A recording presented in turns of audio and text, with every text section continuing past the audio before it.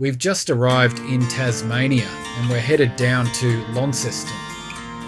For a lot of people, this is the first stop when visiting Tasmania for the first time. So we're going to see what it's actually like, what there is to do, and whether it's worth stopping for.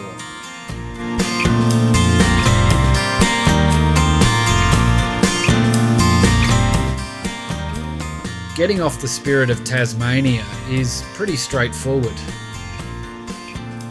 You're off the ship and onto the road quickly. From here, Launceston is about an hour away.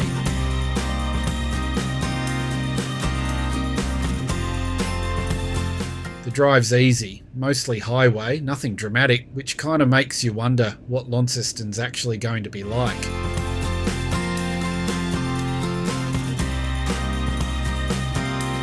First impressions. It's quieter than you might expect. It feels more like a big country town than a city. Not busy, not chaotic, just slower. Welcome to Launceston.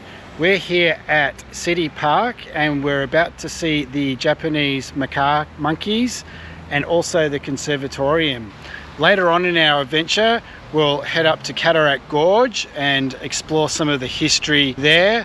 And we'll also check out central Launceston, the city, the shops, and the overall vibe. So come with us and enjoy the journey. Alright, first stop, food. There's actually a lot of choice here, but we've gone with ramen.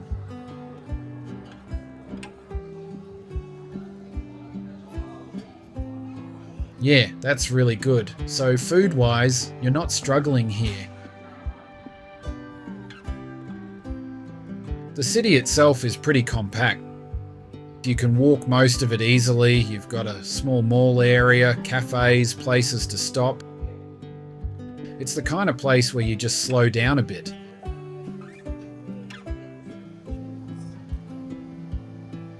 There's a lot of history here too, older buildings, churches, and you can feel that a bit walking around. It gives the place some character, but it's not really the main reason you'd come.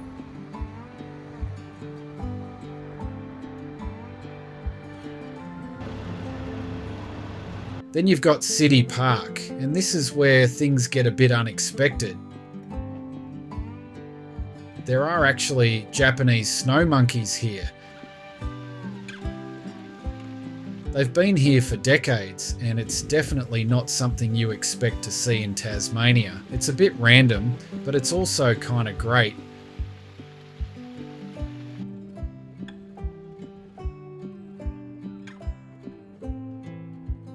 Right here in City Park is also the conservatory. A historic glass house that's been part of Launceston since the early 1900s. Inside, it's seasonal displays of flowers and plants, and it's free to walk through.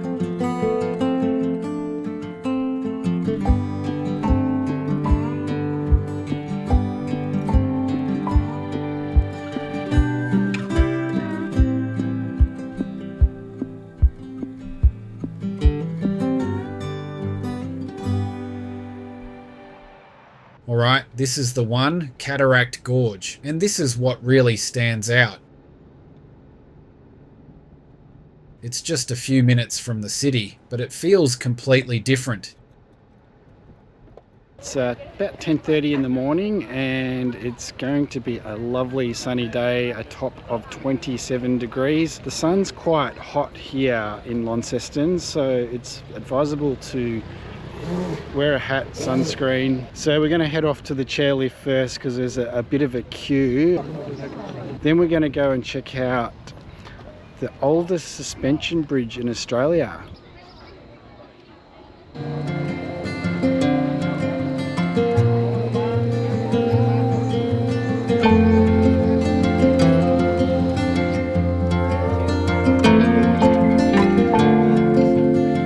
So this is the longest continuous chairlift in the world. That's their claim.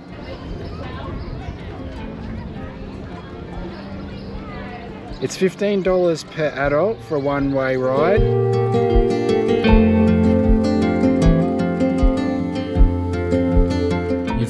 walking tracks, suspension bridge, peacocks, one of the oldest public pools in Australia, and even a chairlift across the gorge. This is where it actually starts to feel like a destination.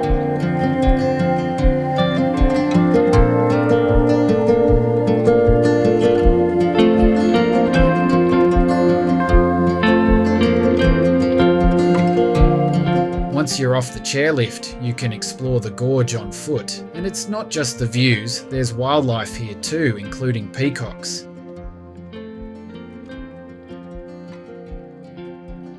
If you're lucky, you'll catch one with its feathers fully out.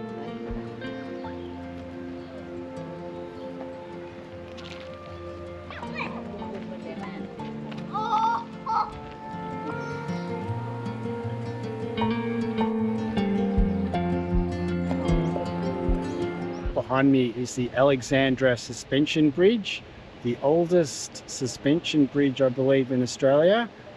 If it's not, if there is another suspension bridge that you know of that is older, please drop a comment.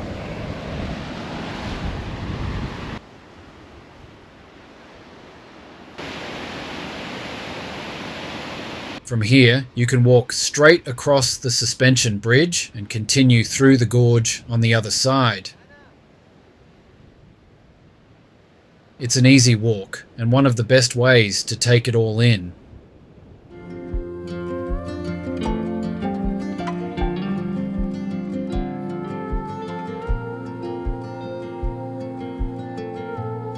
If you're staying overnight, there are some really nice options.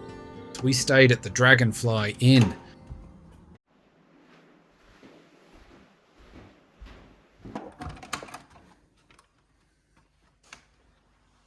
This is our humble abode for the next evening. It's a heritage-style place, adults only, and it fits the pace of Launceston really well.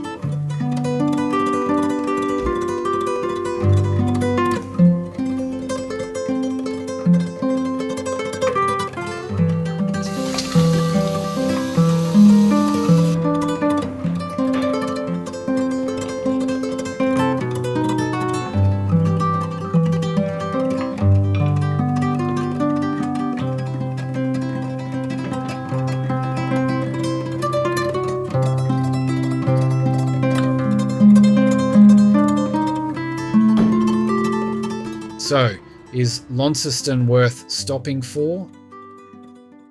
It's not packed with big attractions, it's not high energy, but when you combine the food, the pace, and Cataract Gorge, it feels like a place you actually spend time in, not just pass through.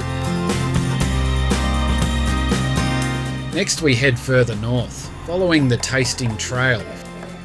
If you want more real travel experiences like this, feel free to subscribe.